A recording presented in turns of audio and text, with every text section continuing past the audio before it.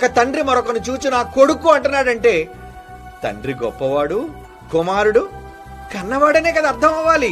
అంటే ఈ మాత్రం బైబిల్లో ఇన్ని మాటలున్నా వీళ్ళు నమ్మలేకపోతున్నారంటే ఎవరిలో?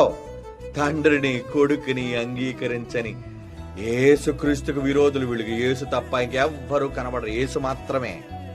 అరే పిచ్చోళ్ళారా, నిత్య జీవం రావాలంటే ఏమన్నాడు తెలుసా అండి?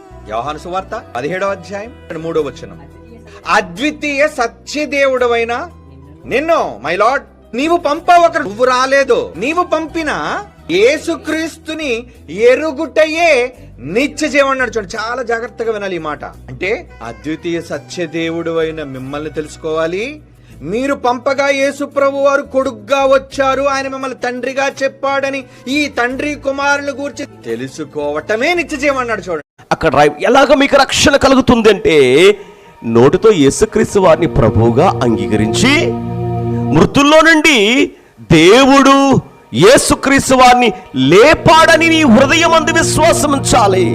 నీ హృదయం అందు విశ్వాసం ఉంచితే నీకు రక్షణ కలుగుతుంది. లేని పక్షమున నీకు రక్షణ లేదు. యేసుక్రీస్తు వారిని దేవుడు లేపాడని నీవు నమ్మకపోతే, ఈరోజు పాస్టర్లు ప్రకటిస్తున్నటువంటి అబద్ధం ఏంటో తెలుసా? యేసుక్రీస్తు దేవుడిని నమ్మండి, యేసుక్రీస్తు 3వ రోజున సమాధిని గెలిచాడు, యేసుక్రీస్తు లేచాడు, యేసయ్యా యేసయ్యా యేసయ్యా అంటూ బైబిల్ చెప్పలేని బోధను బోధిస్తున్నారు. యేసుక్రీస్తు వారు తన ఏమై ఉన్నాడో బోధించుకున్నారు. అపోస్తలులు యేసుక్రీస్తు వారు ఏమై ఉన్నాడో బోధించారు. కానీ ఆది సంఘం బోధించింది. కానీ అంటే but is the bit of poison. So the but is the bit of poison. మీ జీవితంలో ఒక పాయిజన్ ఏంటో తెలుసా? దేవుడు అపోస్తలులు స్పష్టంగా రాసి ఉంచారు. ఈ రోజు నేను ఇస్తున్న రెఫరెన్సెస్ ని చాలా జాగ్రత్తగా నోట్ చేసుకోండి, వినండి. యేసుక్రీస్తు వారిని ఇప్పటికైనా నమ్మకపోతే నమ్మండి. యేసుక్రీస్తు వారిని దేవుడు మృతుల్లో నుండి లేపాడు, అప్పుడే మీకు రక్షణ కలుగుతుంది.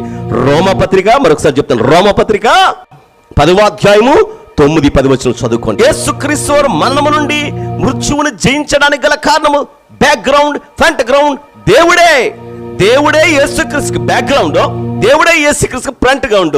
నీకు అపవాది బ్యాక్ అపవాదే, ఫ్రంట్ కి అపవాదే. కనుక మీరు దేవుని యందు నిరీక్షణ ఎలా ఉంచుతారు? దేవుని వైపు ఎలా చూస్తారు? యేసుక్రీస్తు వారిని యందు విశ్వాసం ఉంచుట వలన దేవుని వైపు ఎలా విశ్వాసం ఉంచాలి? దేవుడు ఆయన్ని మృతుల్లోంచి లేపాడనే విశ్వాసం చాలా గొప్పది. దేవుడు ఆయన్ని మృతుల్లో నుండి లేపడం గల కారణము ఆయన కుమారుడు అని విశ్వసించడం వలన, ఆయన రక్షకుడు అని విశ్వసించడం వలన, ఆయన నా పాపముల నిమిత్తమై భూలోకములకు వచ్చి చనిపోయి మృత్యువులో ఉన్నప్పుడు దేవుడే ఆయన్ని తిరిగి మరణము నుండి లేపాడనే విశ్వాసంలోనికి నీవు రావాలి. అప్పుడే దేవుని చూచువానుగాను దేవుని వైపు ఉన్నవానుగాను ఉంటున్నావు. పర్ఫెక్ట్ గా నీ విశ్వాసం దేవుని యందు ఉండాలి.